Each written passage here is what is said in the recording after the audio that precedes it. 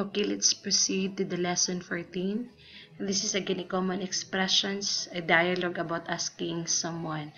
So here in this lesson, we learn about how to speak a Cebuano dialect and asking about someone. So if we say in Cebuano, unsay imong pangalan? So in English, what is your name? So the word name here in English is pangalan in Cebuano.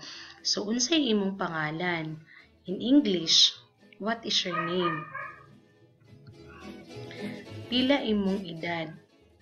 How old are you? So edad here in English is old and pila is how. So pila imong edad? How old are you?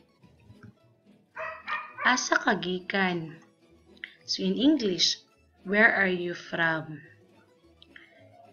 So if we say asa ka gikan in English, where are you from? So the word gikan here in English is from and asa is where.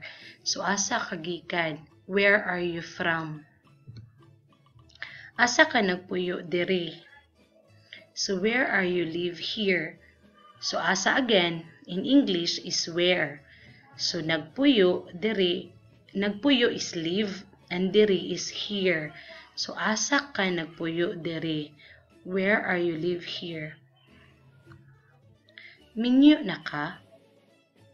Are you married?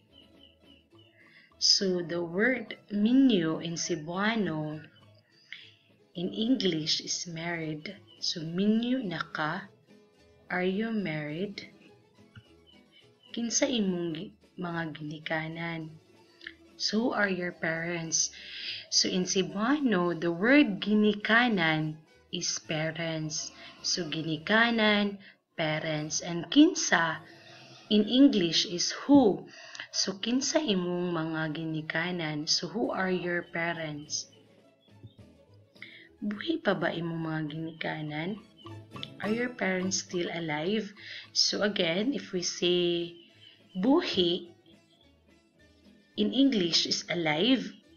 And again, the word ginikanan here in Cebuano in English is parents. So buhay pa ba imong mga ginikanan? Are your parents still alive? Unsa imong trabaho? What is your job? So the word unsa in Cebuano in English is what, and the word trabaho here in Cebuano in English is job. So if we ask someone, unsa imong trabaho? Then in English, what is your job? Don't you know that Kidapawan City is granted as number 16 as the most competitive component city in the Philippines out from the 50 cities surveyed and evaluated in the year 2013, and it is also the capital city of North Cotabato.